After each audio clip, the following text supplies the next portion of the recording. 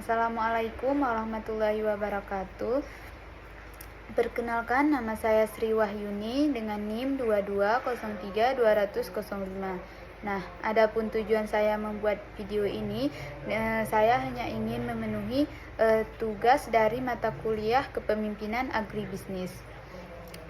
Nah, untuk materi selanjutnya, di sini saya akan menjelaskan tentang kepemimpinan yang efektif dan inovatif. Nah,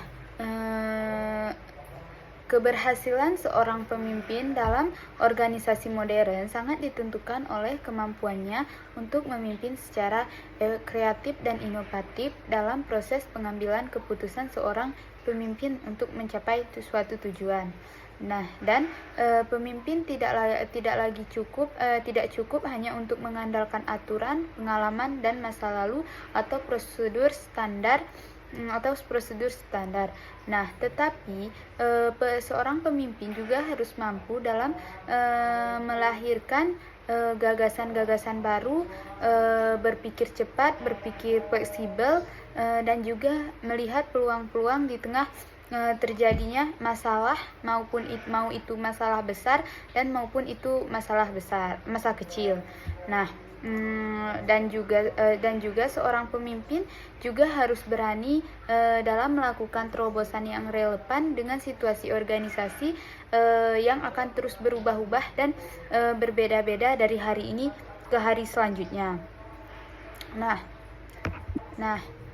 kepemimpinan kreatif menurut pemimpin itu akan mampu untuk memunculkan ide yang segar, visioner, cemerlang, cerdas. Nah, dan sedangkan kepemimpinan yang inovatif akan menuntut untuk kemampuan seseorang untuk mengubah ide tersebut menjadi strategi yang nyata dan dengan keputusan yang akan memberikan hasil yang maksimal dan juga hasil yang cukup memuaskan. Nah, dengan kreativitas, seorang pemimpin juga harus dapat melihat berbagai alternatif sosial dan juga melalui inovasi pemimpin maupun memilih dan mengeksekusi keputusan terbaik yang efektif, adaptif, dan berorientasi pada peningkatan kinerja organisasi suatu urusan. Nah, oleh karena itu, pemimpin yang kreatif dan inovatif akan lebih mudah dalam mengambil keputusan yang tepat, cepat, dan berdampak, sehingga organisasi mampu dalam bertahan, berkembang, dan juga unggul dalam situasi apapun, atau juga unggul dalam melakukan hal apapun agar tidak banyaknya terjadi masalah dalam suatu masalah yang akan diselesaikan. Nah, dan untuk slide selanjutnya, di sini saya juga akan menjelaskan bahwa kreativitas dalam kepemimpinan pada dasarnya adalah kemampuan seseorang yang bisa menghasilkan sesuatu atau seseorang yang memiliki tiga karakter. Nah, dan salah satu karakter yang harus dimiliki oleh seorang pemimpin yaitu berguna, yaitu baru, berguna, dan dapat dimengerti. Nah, pertama, kreativitas harus bersifat baru, yang mana artinya ide, gagasan, atau hasil pemikiran tersebut belum pernah ada sebelumnya atau belum pernah dilakukan orang lain, namun kita sudah bisa untuk memilih ide itu dalam menyelesaikan suatu permasalahan atau untuk menghasilkan suatu pekerjaan yang baik. Nah, dan juga terasa segar, unik, mengejutkan, dan bahkan terkadang tampak aneh pada awalnya. Namun, justru disitulah letak nilai inovatif. Nah, dikarenakan kreativitas akan selalu lahir dari cara berpikir yang tidak biasa. Nah, yang kedua yaitu ada kreativitas harus berguna, yaitu untuk membawa manfaat nyata dan memberikan kemudahan, meningkatkan efektivitas, mencegah masalah, mengatasi hambatan, dan juga untuk mendorong perkembangan serta menghasilkan perubahan positif yang lebih baik daripada kondisi sebelumnya. Misalnya untuk mengembangkan, misalnya untuk saat ini kita mencapai suatu pekerjaan yang lumayan berkembang. Nah, untuk selanjutnya kita juga harus bisa untuk membuat suatu pekerjaan tadi menjadi lebih berkembang lagi. Nah, dan serta juga untuk menghasilkan perubahan yang lebih positif, yang baik, dan yang lebih baik daripada kondisi sebelumnya. Nah, sebuah ide tidak dapat disebutkan kreatif jika hanya baru tetapi tidak memberikan nilai atau tidak menyelesaikan apapun. Nah, untuk yang selanjutnya yaitu yang ketiga, kreativitas juga harus dapat dimengerti, yaitu dapat dijelaskan secara logis atau masuk akal dan juga harus bisa direplikasi oleh orang lain. Nah, bukan sekedar kebetulan atau kejadian yang spontan yang tidak bisa diulang atau dijelaskan juga. Bagian ini juga sangat menegaskan bahwa kreativitas bukan sekedar inspirasi sesaat. Nah, tetapi sebuah proses yang sadar yang akan menghasilkan solusi inovatif yang efektif, bermanfaat, dan dapat dipahami oleh orang lain. Nah, agar suatu ide tersebut bisa diterapkan, diajarkan atau dikembangkan dalam konteks organisasi kepemimpinan manapun, agar agar pemimpin lainnya juga bisa mengikuti bagaimana cara kita memimpin. Apakah cara kita dalam memimpin suatu organisasi itu baik, maka pemimpin selanjutnya mereka juga akan mengikuti bagaimana cara kita dalam memimpin seorang orang tersebut.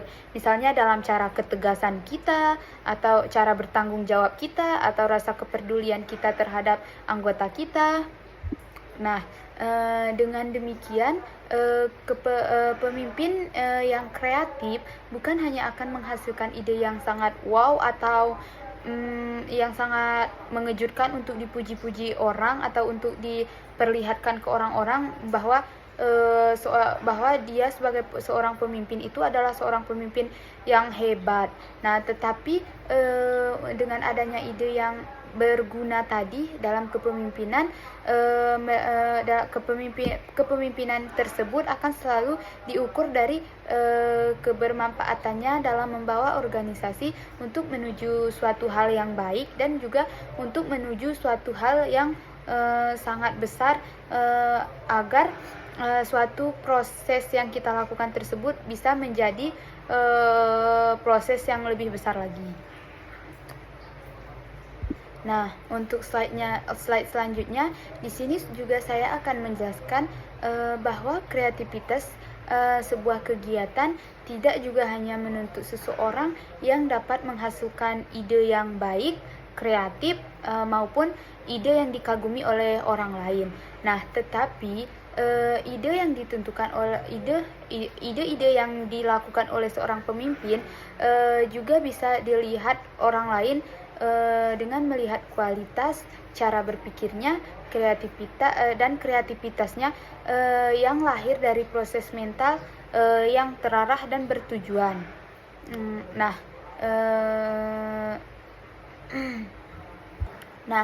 oleh karena itu, dua kemampuan utama yang sangat berperan dalam munculnya kreativitas adalah kelancaran berpikir seseorang yang akan memimpin, dan juga keluasan dalam berpikir seseorang atau pemimpin. Nah, keduanya tersebut sangat akan menjadi indikator apakah seseorang tersebut hanya sekedar berpikir biasa atau mampu melahirkan gagasan kreatif yang bernilai, atau mereka hanya untuk menguasai atau mereka memimpin hanya untuk menguasai atau untuk menyuruh-nyuruh anggotanya tersebut. Nah, selanjutnya juga yaitu ada kelancaran berpikir seorang pemimpin yang akan mengacu pada kemampuan seseorang untuk menghasilkan banyak ide dalam waktu yang relatif cepat, seperti cepatnya seseorang berpikir. Nah, dengan semakin lancarnya seseorang yang berpikir, semuanya akan mudah untuk memunculkan semuanya akan mudah untuk dia dalam memunculkan alternatif gagasan tanpa terhenti pada suatu sudut pandang saja. Nah, agar orang pemimpin tersebut tidak akan ngestak dalam berpikir itu saja, tetapi ide seorang pemimpin itu juga harus berubah-ubah atau mempunyai banyak, atau dengan singkatnya bisa kita bilang untuk mempunyai banyak ide. Nah, kemampuan ini akan menunjukkan bahwa pikiran seorang pemimpin itu aktif, peka terhadap situasi, dan responsif dalam mencari jalan keluar dari suatu persoalan dan cepat juga dalam memecahkan suatu masalah. Nah, dalam konteks organisasi dan kepemimpinan, kelancaran berpikir juga merupakan hal yang sangat penting, karena seorang pemimpin juga sangat sering diharapkan pada masalah yang membutuhkan solusi cepat. Misalnya terjadi masalah pada hari ini dan mereka juga harus cepat dalam menyelesaikan, karena jika tidak, masalah tersebut bisa menjadi masalah yang besar. Nah, oleh karena itu, jika kita ingin menjadi seorang pemimpin juga harus bisa cepat dalam menyelesaikan masalah, atau juga bisa dibilang untuk berpikir kritis. Nah, dikarenakan seorang pemimpin dengan kelancaran berpikirnya yang cepat, tinggi, dan tidak akan buntu saat mengambil keputusan, ia juga akan mampu dalam memunculkan berbagai pilihan.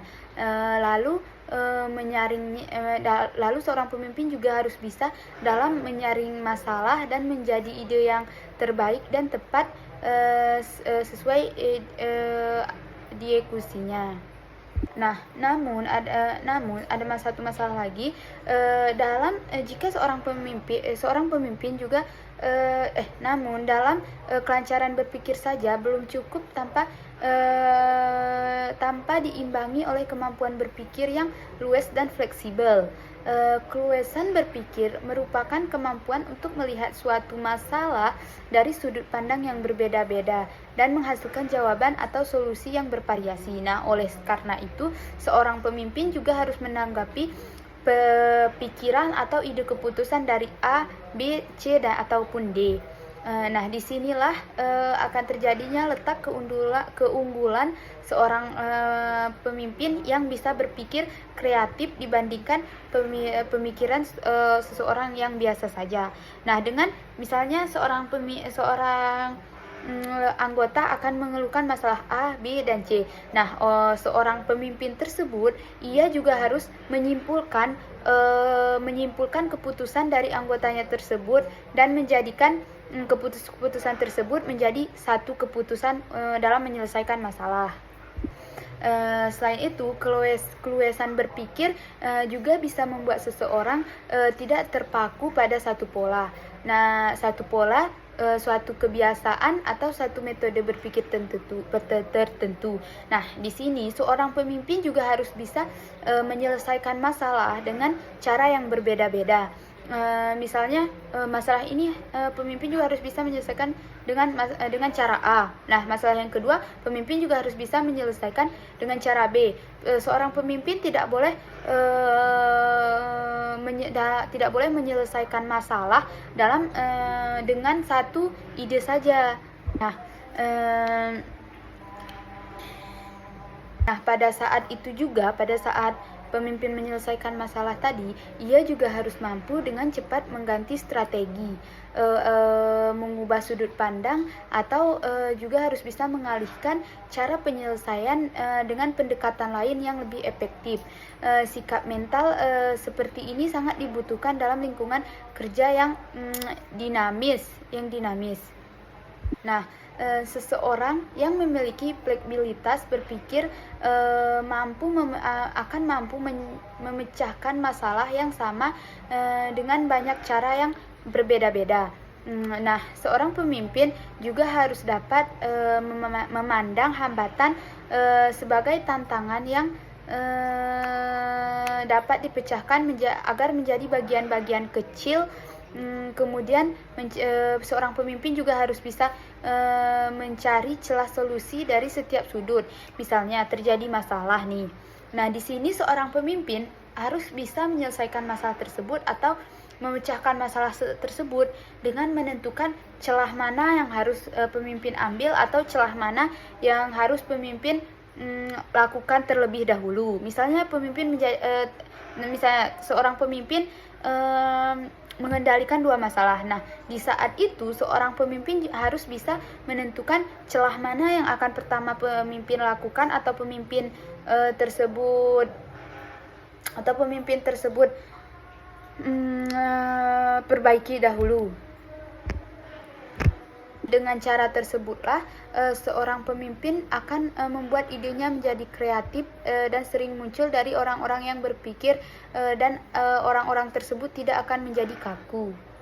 Nah, dalam dunia kerja, pemimpin atau anggota tim yang fleksibel, mereka akan lebih mudah dalam beradaptasi terhadap perubahan. Nah, mereka juga tidak akan terjebak pada kalimat dari dulu sudah begini.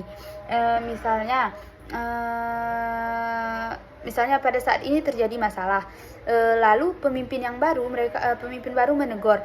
Nah, dan warga tersebut atau anggotanya akan bilang, kenapa kamu, misalnya seorang pemimpin tersebut menegurnya, pemimpin harus bisa menyelesaikan masalah tersebut agar anggotanya tidak bilang bahwa masalah ini sudah ada sejak dahulu, jadi tidak perlu diselesaikan. Nah, tetapi masalah ini juga akan mendorong munculnya. Nah, dengan masalah ini juga akan mendorong untuk munculnya pendekatan baru yang lebih efektif. Nah, pendekatan di antara anggota dan pemimpinnya. Nah, di era inovasi, kemampuan ini di era komunikasi, kemampuan ini jauh lebih bernilai daripada sekedar mengikuti pola lama yang sudah tidak relevan. Nah, gabungan antara kelancaran berpikir dan keluasan berpikir akan menghasilkan pribadi yang kreatif secara utuh.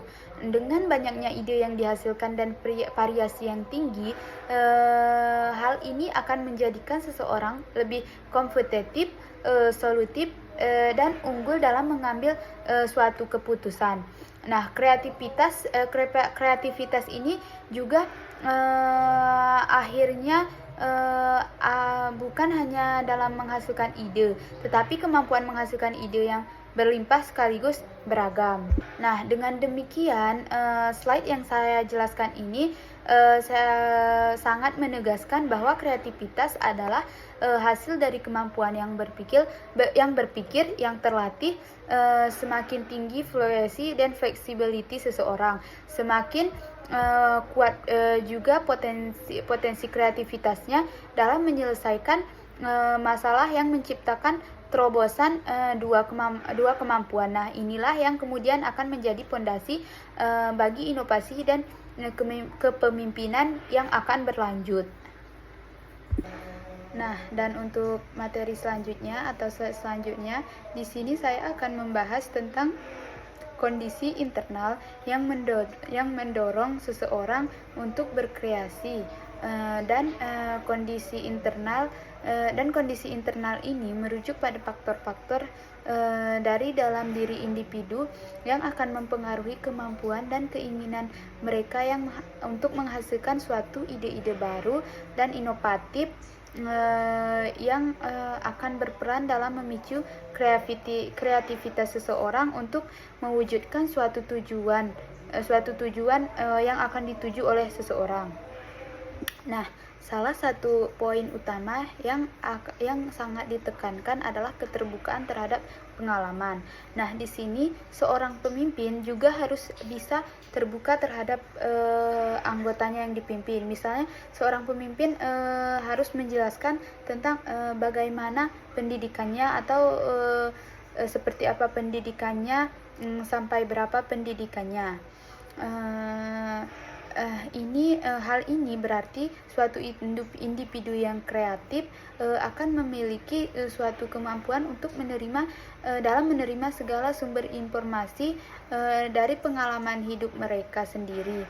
Nah, dengan adanya penolakan atau kekakuan, mereka juga akan mampu melihat segala sesuatu apa adanya, agar seorang anggota yang dipimpinnya, mereka bisa berpikir bahwa sebatas mana kemampuan seorang pemimpin tersebut, atau agar mereka juga bisa membantu hal yang tidak bisa dilakukan oleh pemimpin tersebut.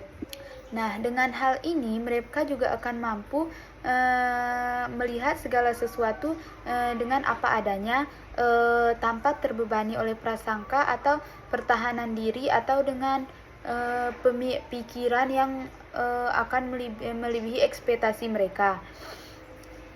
Nah, dengan adanya keterbukaan ini, hal ini akan mencakup kemampuan untuk menerima konsep kepercayaan, persepsi, dan hipotesis secara utuh, sehingga kemungkinan individu tersebut akan lebih mudah dalam menerima perbedaan dan menghasilkan ide-ide yang beragam. Nah, selain itu, di sini juga saya sangat menyoroti kemampuan untuk menilai situasi sesuai dengan patokan pribadi atau internal locus of evaluation. Nah, di sini berarti bahwa individu yang kreatif akan memiliki standar dan nilai-nilai sendiri dalam menilai suatu situasi dan karya cipta seseorang. Nah, dan penilaian terhadap produk ciptaan mereka terutama didasarkan pada diri sendiri seseorang, yaitu bukan hanya semata-mata pada kritik dan pujian dari orang lain tersebut. Tetapi meskipun demikian, individu yang kreatif tetap terbuka terhadap masukan dan kritikan dari orang lain, namun mereka juga tidak boleh sepenuhnya tergantung pada penilaian eksternal.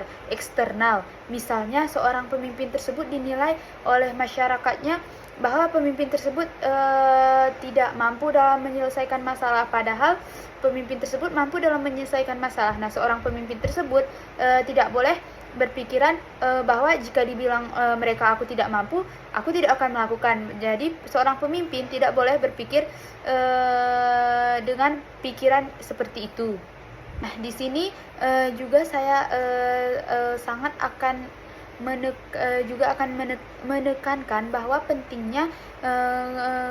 pentingnya kemampuan untuk bereksperimen, dikarenakan eksperimen tersebut merupakan bagian penting dari proses kreatif. Karena dengan melalui eksperimen tersebut, individu juga dapat mencoba berbagai pendekatan, pengujian ide-ide baru, dan untuk menemukan solusi yang inovatif, maupun kemampuan untuk bereksperimen juga cukup keberanian untuk mengambil resiko dari keluar dari zona nyaman, serta kemampuan untuk belajar dari kegagalan dan terus mencoba hingga mencapai hasil yang diinginkan. Nah, di sini seorang pemimpin juga harus berani bereksperimen dan juga harus berani dalam menanggungjawabkan eksperimen tersebut bila terjadi masalah, dan seorang pemimpin juga harus berani keluar dari zona nyaman untuk mengambil suatu keputusan yang lebih baik. Nah, dari slide yang saya jelaskan di atas ini, saya juga akan memberikan gambaran tentang kondisi internal yang penting untuk mendorong kreativitas seseorang dengan memiliki keterbukaan terhadap pengalaman, kemampuan untuk menilai situasi sesuai dengan patokan pribadi, dan kemampuan untuk bereksperimen individu yang dapat mengembangkan potensi kreatif dengan kreatif mereka yang akan menghasilkan ide-ide yang inovatif dan cukup bermanfaat untuk masa-masa selanjutnya.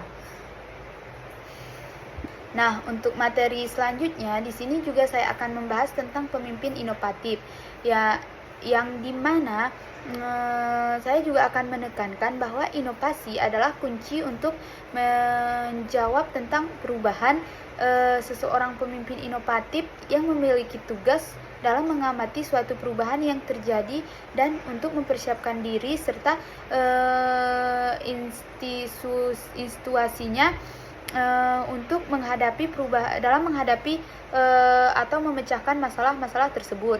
Nah, hal ini juga sangat melibatkan pemahaman yang sangat mendalam dalam konteks dan situasi dari institusi yang dipimpin oleh seseorang, sehingga setiap gagasan atau ide dapat dipelajari secara menyeluruh dan menghasilkan inovasi yang terarah dan realistis.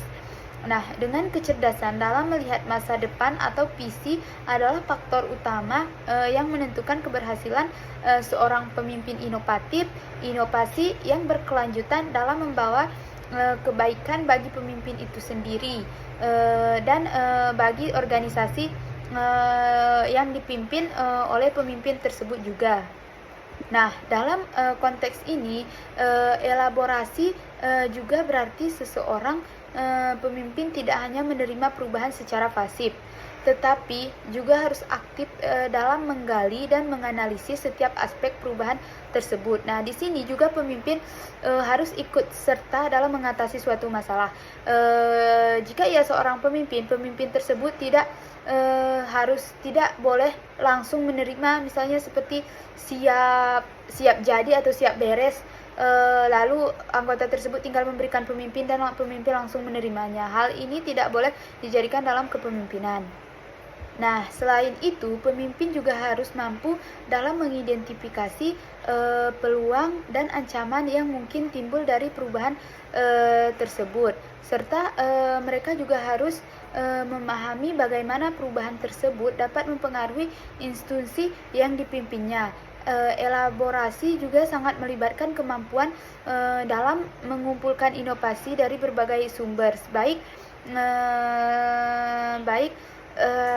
baik dari sumber internal maupun sumber eksternal, yang akan mengolah informasi tersebut menjadi pengetahuan yang berguna dalam pengambilan suatu keputusan yang akan ditindaklanjutkan atau yang akan dilanjutkan.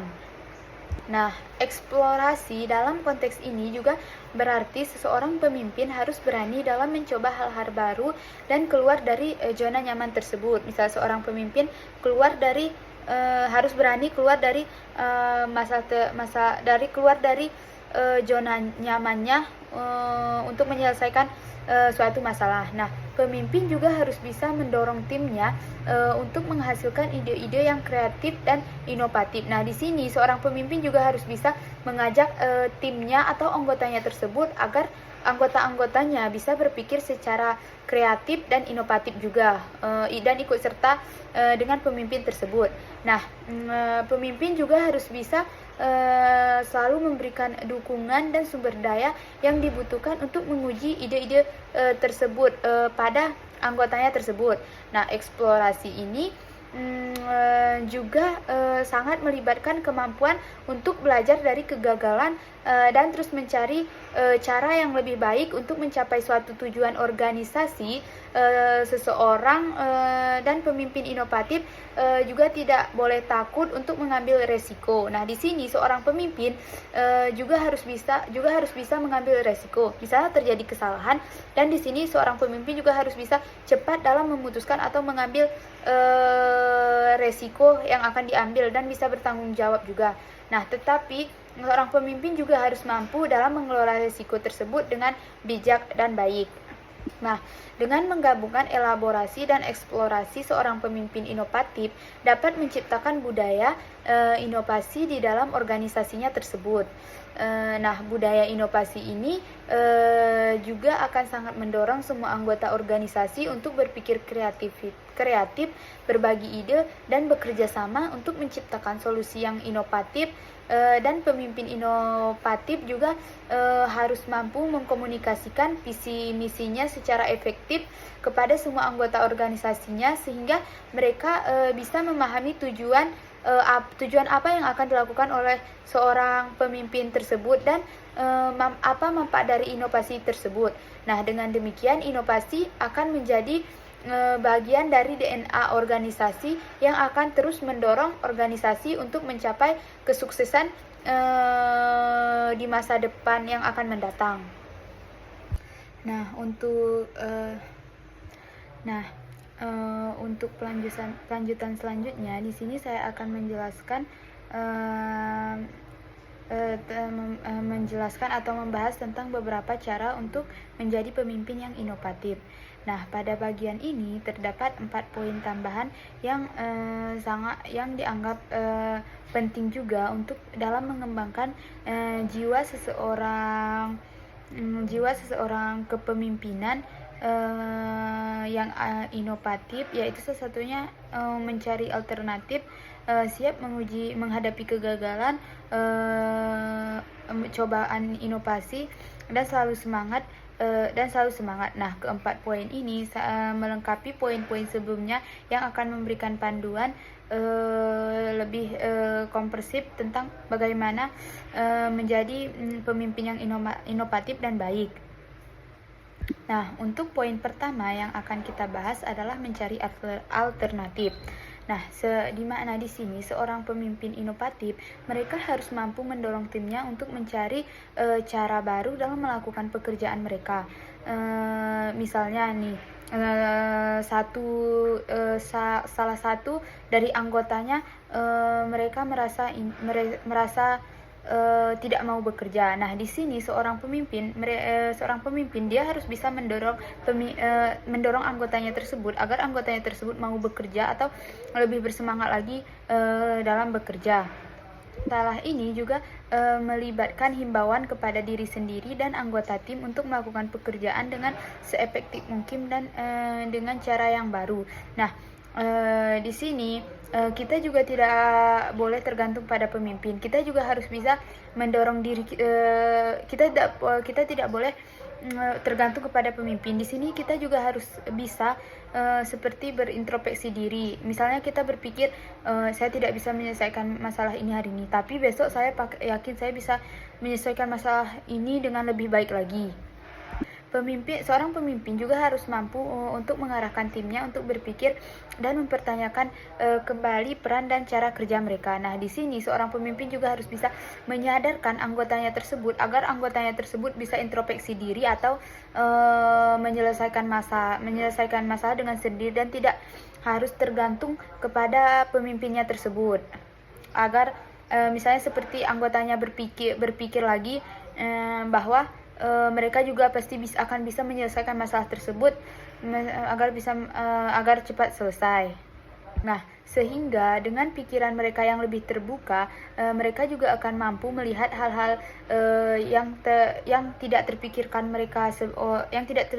oleh mereka sebelumnya, baik itu dari hal-hal kecil maupun hal-hal besar. Nah, untuk poin kedua selanjutnya yaitu seorang pemimpin juga harus siap dalam menghadapi kegagalan. Nah, bahkan inovator terbesar pun pernah merasakan kegagalan. Bagaimana dengan seorang pemimpin, seseorang yang banyak dukungan atau sangat mampu dalam memimpin juga bisa melakukan kegagalan. Nah, di sini kita tidak boleh takut dalam kegagalan, dan kita juga setiap kita melakukan kegagalan, di situ juga kita harus bangkit lagi. Nah, oleh karena itu, seorang pemimpin inovatif, mereka juga harus mampu menanamkan pada dirinya sendiri dan anggota tim bahwa kegagalan juga merupakan salah satu jalan untuk menuju kesuksesan suatu usaha. Nah, dengan kegagalan bahkan akhir dari segalanya, tetapi merupakan kesempatan untuk belajar dan berkembang. Nah, di sini pemimpin juga harus mampu dalam menciptakan lingkungan yang aman bagi timnya untuk bereksperimen dan mengambil resiko tanpa takut kegagalan selanjutnya akan terjadi. Nah, untuk selanjutnya, untuk poin ketiganya yaitu adalah uji cobaan uji cobaan inovasi. Nah, sebelum menerapkan inovasi secara luas, seseorang pemimpin inovatif juga harus bisa menguji cobaan inovasi tersebut terlebih dahulu untuk melihat respon dan hasilnya. Nah, usaha ini melakukan uji coba tersebut langsung kepada sasaran agar lebih representatif dan mencerminkan hasil sebenarnya. Nah, uji coba ini juga akan memberikan informasi yang berharga tentang efektivitas inovasi tersebut dan yang akan memungkinkan pemimpin untuk melakukan dan menyesuaikan hal-hal yang diperlakukan.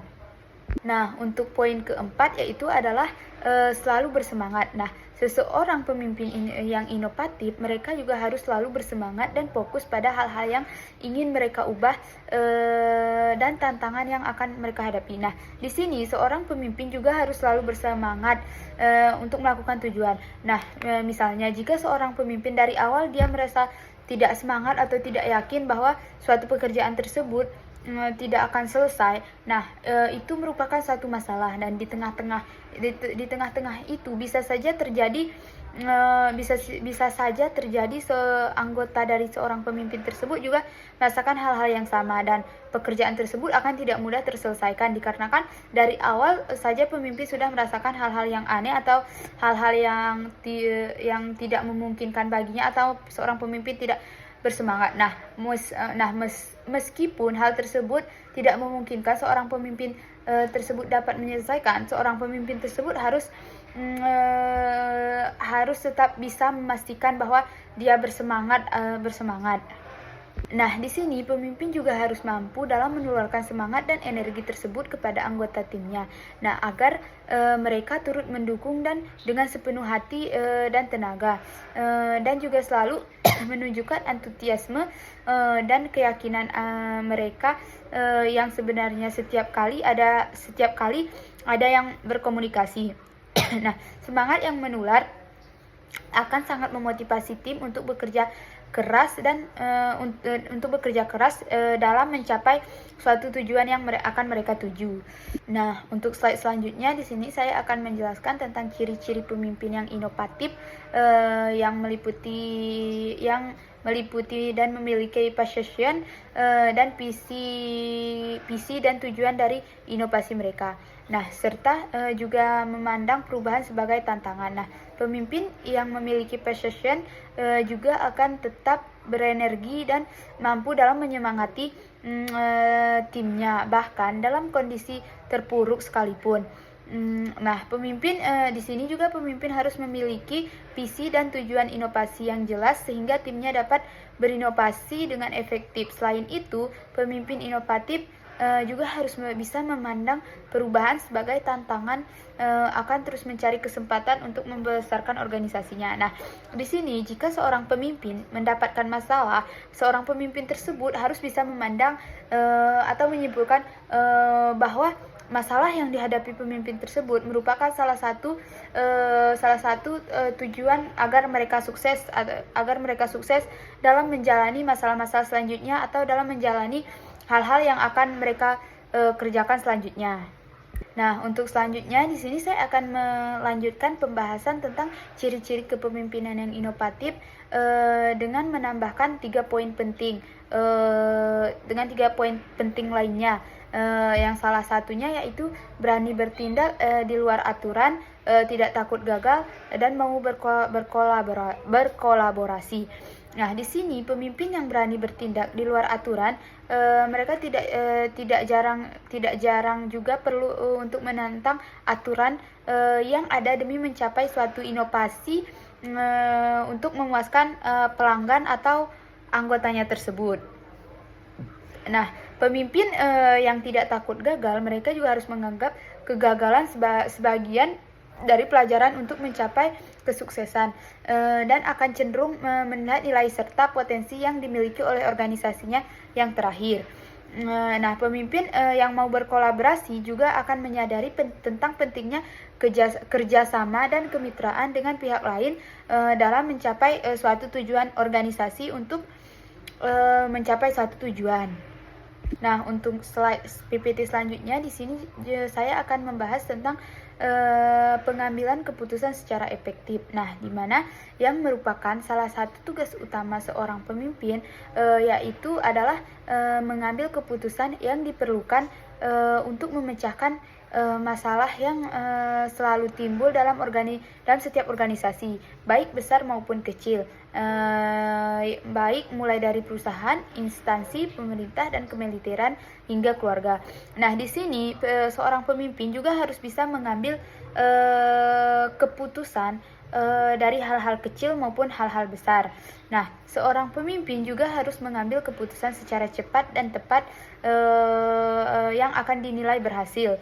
Nah, sedangkan jika keputusan yang diambil kurang cepat dan tepat, maka manajer atau pemimpin tersebut dianggap kurang berhasil. Nah, di sini jika kita ingin menjadi seorang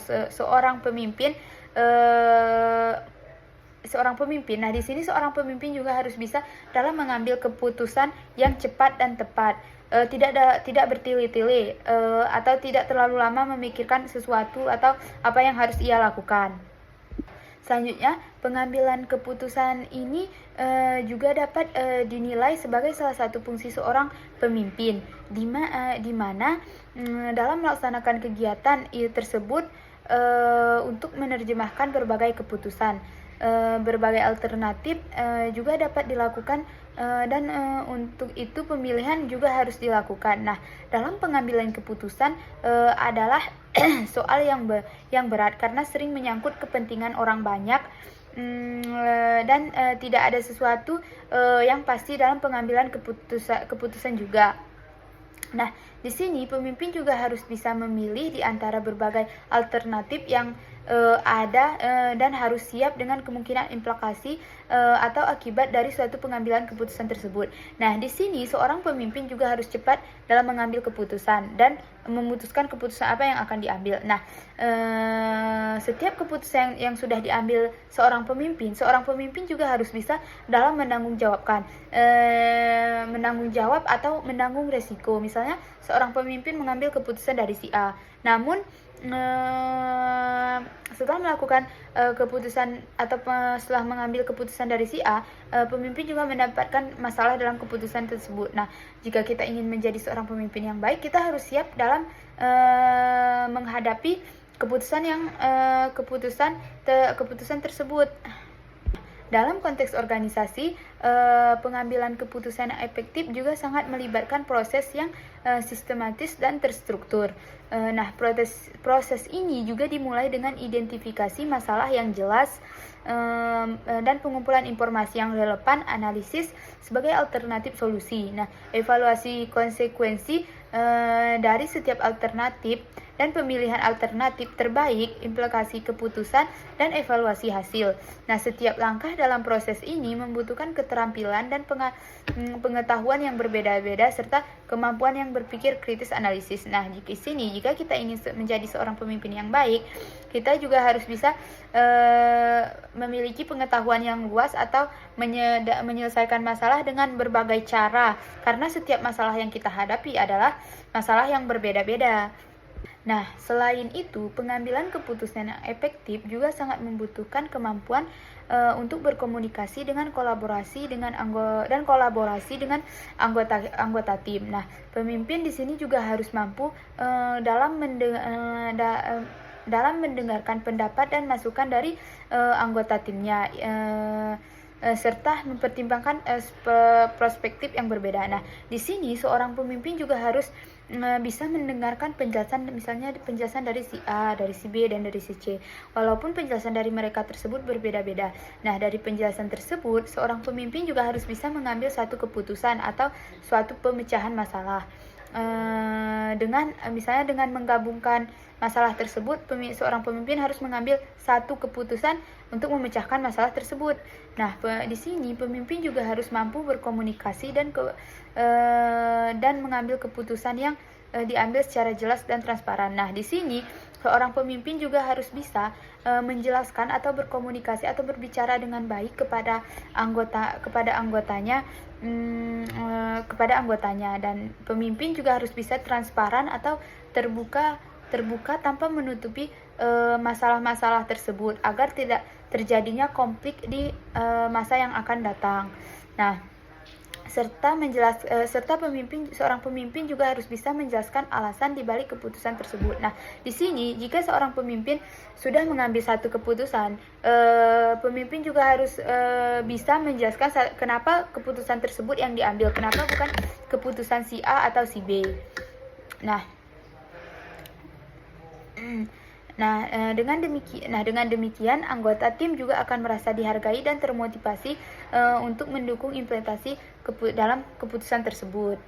Nah, untuk slide selanjutnya atau materi selanjutnya, di sini juga saya akan membahas tentang hakikat pengambilan keputusan yang pada dasarnya merupakan pendekatan yang sistematis juga terhadap suatu masalah. Nah, dalam pengambilan keputusan ini juga melibatkan pengumpulan fakta dan data. Penentuan alternatif yang matang dan pengambilan tindakan yang paling tepat juga merupakan salah satu proses pengambilan keputusan yang harus didasarkan pada sistematika tertentu. Nah, dalam mempertimbangkan kemampuan organisasi, personel yang tersedia, dan situasi lingkungan. Nah, selain itu, hakikat dari masalah tersebut juga harus diketahui dengan jelas sebelum dipecahkan. Dan pemecahan masalah juga tidak dapat dilakukan dengan coba-coba, tetapi harus berdasarkan pada fakta yang terkumpul secara sistematis dan dapat dipercaya oleh anggotanya tersebut. Nah, oleh karena sebab itu juga di sini seorang pemimpin juga harus bisa berkomunikasi atau harus bisa juga menyampaikan masalah-masalah tersebut kepada anggotanya. Nah, dengan gambaran tersebut kita juga bisa melihat tentang terhadap pengambilan keputusan yang dihadapi oleh seorang pemimpin. Masalah yang dihadapi tarikat pada suatu tempat, situasi, orang, dan waktu tertentu, serta senantiasa dihubungkan dengan tujuan yang jelas. Nah, di mana masalah yang dihadapi oleh seorang pemimpin juga harus dapat digolongkan menjadi dua jenis, yaitu masalah yang sederhana dan masalah yang kompleks. Nah, di sini juga seorang pemimpin harus membedakan masalah. Misalnya masalah A dan B, C ini merupakan masalah yang sederhana, dan dari D ke C, dari D I, F, G ini adalah masalah yang kompleks. Nah, di sini pemimpin juga harus bisa memisahkan atau membedakan berbagai masalah-masalah tersebut. Nah, masalah yang sederhana adalah masalah yang mengandung ciri-ciri kecil, berdiri sendiri, dan kurang dalam mempunyai kaitan dengan masalah lain. Pemecahannya tersebut biasanya tidak memerlukan pemikiran yang luas, tetapi cukup dilakukan secara individual, yang umumnya berdasarkan pengalaman, informasi yang sederhana, dan wewenang yang akan melekat pada jabatan.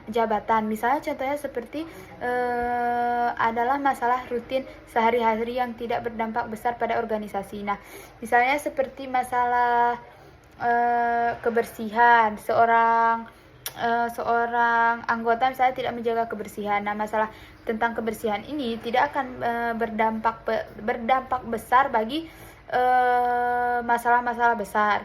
Nah, selanjutnya yaitu ada masalah yang kompleks. Nah, di mana masalah yang kompleks ini adalah masalah yang mempunyai ciri-ciri besar, tidak berdiri sendiri atau berkaitan dengan masalah-masalah lain. Nah, misalnya seperti terjadi suatu masalah. Nah, masalah ini akan menyangkut pautkan dengan masalah-masalah kecil atau masalah-masalah besar lainnya. Nah, hal itu yang dikatakan dengan masalah yang kompleks.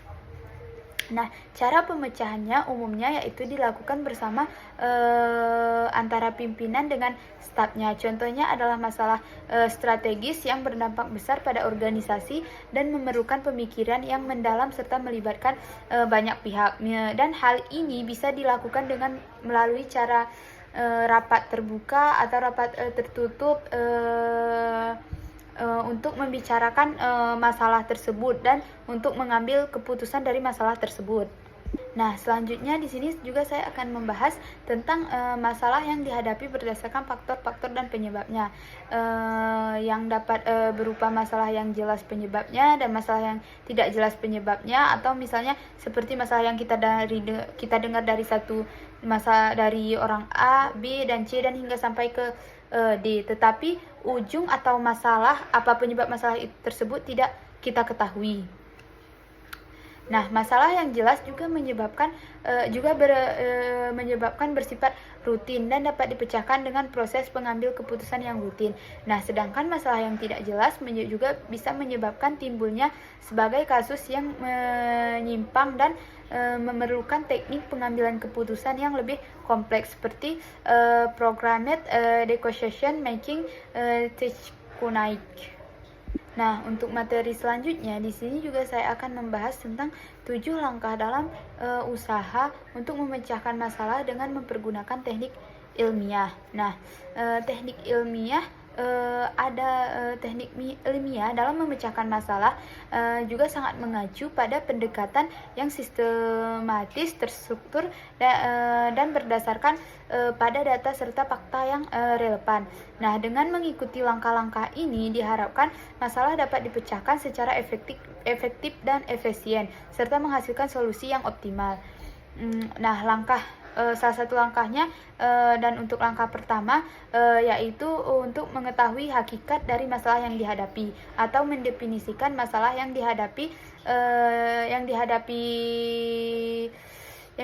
tersebut dengan setepat-tepatnya. Nah, hal ini juga melibatkan identifikasi akar penyebab masalah serta memahami konteks dan dampak masalah tersebut. Nah, dengan memahami masalah secara mendalam, kita juga dapat menentukan tujuan yang jelas dan terstruktur dalam pemecahan suatu masalah. Nah, langkah kedua yaitu ada pengumpulan fakta dan data yang relevan. Nah, di sini melibatkan pengumpulan informasi dari berbagai sumber. Nah, di sini sebelum terjadi masalah atau setelah kita melakukan rapat, kita juga harus mengetahui dari hal kecil mana masalah itu bisa terjadi atau kenapa masalah itu bisa terjadi, atau hal-hal pertama yang menyebabkan masalah tersebut. Nah, dengan pengumpulan informasi dari berbagai sumber tersebut, baik internal maupun eksternal yang terkait dengan masalah yang dihadapi, data dan fakta yang terkumpul juga harus akurat, valid, dan relevan agar dapat digunakan sebagai dasar dalam pengambilan keputusan. Dari cara ini kita juga harus bisa menanggapi atau menyimpulkan awal dari masalah itu bisa terjadi. Kita tidak boleh mendengarkan dari orang lain saja, tetapi hal yang dibilang orang lain tersebut tidak fakta. Dan di sini kita juga harus bisa membedakan di mana cerita yang fakta maupun di mana cerita yang tidak fakta. Langkah ketiga yaitu mengelola fakta dan data tersebut. Nah, hal ini juga sangat melibatkan analisis data dan fakta yang terkumpul dalam mengidentifikasi pola, tren, dan hubungan yang signifikan. Pengolahan data juga dapat dilakukan dengan menggunakan berbagai teknik statistik dan analisis yang tergantung pada jenis data dan masalah yang dihadapi. Nah, selanjutnya yaitu ada langkah keempat, di mana langkah keempat adalah menentukan beberapa alternatif yang mungkin ditempuh. Nah, hal ini juga melibatkan brainstorming dan pengembangan berbagai solusi potensial untuk masalah yang dihadapi. Nah, alternatif yang dihasilkan juga harus realistis, layak, dan sesuai dengan tujuan yang telah ditetapkan oleh seorang pemimpin. Nah, selanjutnya yaitu untuk langkah kelima yaitu adalah dengan memilih cara dalam pemecahan dari masalah dari alternatif yang telah diolah dengan matang. Nah, hal ini juga sangat melibatkan evaluasi setiap alternatif berdasarkan kriteria yang telah ditetapkan sebagai biaya, efektivitas, resiko, dan dampak. Nah, pemilihan alternatif terbaik juga harus didasarkan pada analisis yang rasional dan objektif serta mempertimbangkan kepentingan berbagai pihak yang terkait. Nah, selanjutnya yaitu ada langkah keenam. Langkah keenam ini adalah memutuskan tindakan apa yang hendak dilakukan oleh pemimpin. Hal ini juga melibatkan perencanaan dan implementasi solusi yang telah dipilih, dan tindakan tindakan yang diambil juga harus spesifik, terstruktur, dan dapat dicapai atau relevan dan terikat waktu. Nah, untuk selanjutnya yaitu ada langkah ketujuh, di mana langkah ketujuh ini adalah menilai hasil-hasil yang diperoleh sebagai akibat daripada keputusan yang telah diambil. Nah, hal ini juga sangat melibatkan evaluasi efektivitas solusi yang telah diimplementasikan dalam memecahkan masalah yang dihadapi, hasil evaluasi yang dapat digunakan untuk melakukan perbaikan dan penyesuaian jika diperlukan, serta berbagai pelajaran dalam memecahkan masalah. Nah, gambaran tersebut juga menjelaskan tentang di mana dasar pendekatan dari pengambilan keputusan yang meliputi instansi, pengalaman, fakta, dan wewenang. Nah, di sini setiap pendekatan juga memiliki karakteristik, keuntungan, dan kelemahan masing-masing, sehingga pemilihan pendekatan yang tepat juga akan tergantung pada situasi dan kondisi yang dihadapi oleh pemimpin tersebut. Nah, dalam pengambilan keputusan berdasarkan instansi juga didasarkan atas instansi atau perasaan, sehingga memiliki sifat subjektif dan mudah terkena pengaruh. Nah, meskipun demikian, instansi dapat memberikan solusi yang cepat dan kreatif dalam situasi yang tidak pasti atau kompleks. Dalam pengambilan keputusan berdasarkan pengalaman juga memiliki manfaat bagi pengetahuan praktis, karena pengalaman seseorang juga dapat memperkirakan keadaan sesuatu dan memperhitungkan untung ruginya terhadap keputusan yang akan dihasilkan. Nah, namun pengalaman masa lalu juga tidak selalu relevan dengan situasi saat ini, sehingga perlu dipertimbangkan juga dengan hati-hati. Nah, dalam pengambilan keputusan berdasarkan fakta juga dapat memberikan keputusan yang sehat, solid, dan baik. Nah, dengan fakta maka tingkat kepercayaan terhadap pengambilan keputusan juga dapat lebih tinggi. Nah, sehingga orang juga dapat menerima keputusan yang dibuat itu dengan rela dan lapang dada. Namun fakta yang tersedia mungkin tidak lengkap atau akurat, sehingga perlu dilakukan partisipasi atau analisis yang cermat. Nah, di sini seorang pemimpin juga harus bisa mengambil keputusan yang tepat agar masyarakat atau anggotanya bisa memahami atau memaklumi keputusan yang telah diambil pemimpin, atau juga seorang anggota tersebut bisa memahami dengan pengambilan keputusan pemimpin tersebut. Nah, dalam pengambilan keputusan berdasarkan wewenang biasanya dilakukan oleh pemimpin terhadap bawahannya atau orang yang lebih tinggi kedudukannya kepada orang yang lebih rendah kedudukannya. Nah, dalam pengambilan keputusan juga berdasarkan wewenang ini juga memiliki kelebihan dan kekurangan. Nah, kelebihannya adalah proses pengambilan keputusan dapat berjalan cepat dan efisien. Nah, sedangkan kekurangannya adalah kurang melibatkan partisipasi dan masukan dari pihak lain, atau tidak menerima pendapat dari orang lain. Dia hanya berdiri dengan pendapatnya sendiri.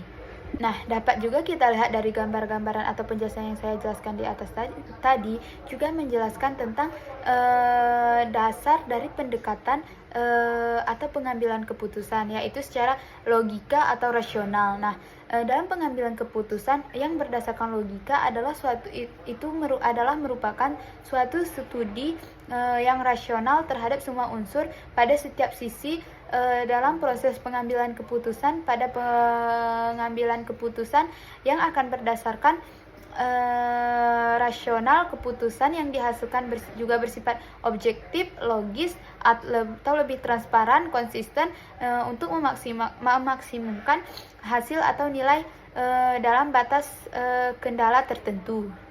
Selanjutnya saya juga akan melanjutkan pembahasan tentang jenis keputusan organisasi. Nah, di mana jenis keputusan organisasi yang terdiri dari keputusan rutin dan keputusan tidak rutin. Nah, keputusan rutin adalah keputusan yang bersifat rutin dan berulang-ulang, di mana keputusan ini sering diambil atau sering dilakukan oleh pemimpin. Nah, dan biasanya keputusan ini dilakukan juga untuk mengembangkan atau mengendalikannya. Nah, sedangkan keputusan tidak rutin adalah keputusan yang diambil pada saat-saat khusus atau bersifat rutin. Nah, keputusan yang tidak rutin ini biasanya adalah keputusan yang tidak diambil terlalu sering atau tidak rutin.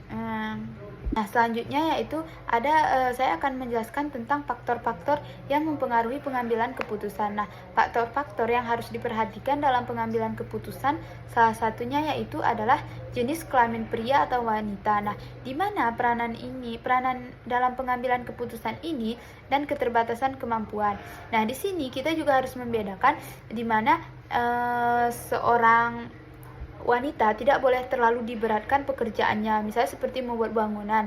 Nah, jika seorang lelaki, sebaliknya, seorang lelaki bisa melakukan pekerjaan berat-berat, tidak sama dengan seorang perempuan.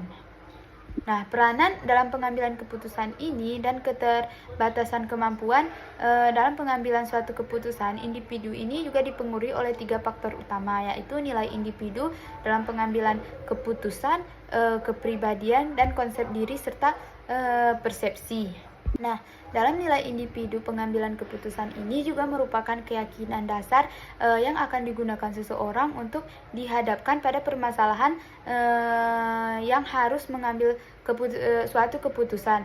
Nah, dan dengan nilai-nilai yang telah tertanam sejak kecil melalui suatu proses belajar dari lingkungan keluarga atau masyarakat. Nah, dalam banyaknya keadaan individu bahkan tidak berpikir untuk menyusun atau menilai keburukan yang telah ditarik oleh kesempatan untuk kepribadian dan konsep diri ini juga adalah merupakan cara individu berpikir tentang dirinya sendiri atau konsep diri yang positif atau akan membuat individu lebih percaya diri dalam mengambil suatu keputusan. Nah, sedangkan konsep diri yang negatif juga akan membuat individu ragu-ragu dan tidak yakin. Nah, dalam mengambil kepribadian juga sangat mempengaruhi cara individu atau memproses informasi dan mengevaluasi alternatif. Nah, persepsi ini adalah cara individu dalam mengidentifikasi informasi yang diterimanya. Nah, dan persepsi yang berbeda-beda dapat juga menghasilkan keputusan yang berbeda-beda pula. Nah, meskipun informasi yang diterima sama, persepsi ini akan mempengaruhi pengalaman, nilai, dan keyakinan individu. Nah, selain itu, persepsi juga akan dipengaruhi oleh faktor-faktor situasional seperti konteks dan suasana hati. Nah, dengan memahami faktor-faktor yang akan mempengaruhi pengambilan keputusan, individu tersebut juga diharapkan untuk dapat mengambil keputusan yang lebih rasional, objektif, dan efektif. Nah, selain itu, dengan memahami faktor-faktor ini, organisasi juga dapat menciptakan lingkungan yang mendukung dalam pengambilan keputusan dan yang berkualitas, seperti memberikan informasi yang lengkap dan akurat, memberikan pelatihan yang relevan, dan juga untuk menciptakan budaya yang terbuka dan eksklusif. Nah, untuk slide selanjutnya di sini saya akan menjelaskan tentang faktor-faktor lain yang mempengaruhi dalam pengambilan keputusan. Nah, salah satunya yaitu ada kepribadian. Nah, keputusan yang diambil oleh seseorang juga sangat mempengaruhi faktor-faktor psikologis seperti kepribadian seseorang. Nah, 2 variabel utama kepribadian yang berpengaruh terhadap keputusan yang dibuat seperti ideologi versus kekuasaan dan emosional versus objektif dan juga beberapa pengambil keputusan juga memiliki suatu orientasi ideologi tertentu, yang berarti keputusan tersebut dipengaruhi oleh suatu filosofi atau suatu perangkat prinsip tertentu. Nah, untuk sementara itu pengambilan keputusan atau orang lain juga akan mendasarkan keputusan pada suatu politis untuk meningkatkan kekuasaannya secara pribadi. Nah, untuk selanjutnya yaitu ada kecenderungan. Nah, di mana di sini kecenderungan terhadap pengambilan resiko untuk meningkatkan kecakapan dalam membuat keputusan untuk merawat atau harus membedakan situasi ketidakpastian dari situasi resiko, karena keputusan yang berbeda dibutuhkan dalam kedua situasi tersebut. Nah, mungkin hanya itu saja yang dapat saya sampaikan. Lebih dan kurang dan lebih saya minta maaf. Wabillahi taufik wal hidayah. Assalamualaikum warahmatullahi wabarakatuh.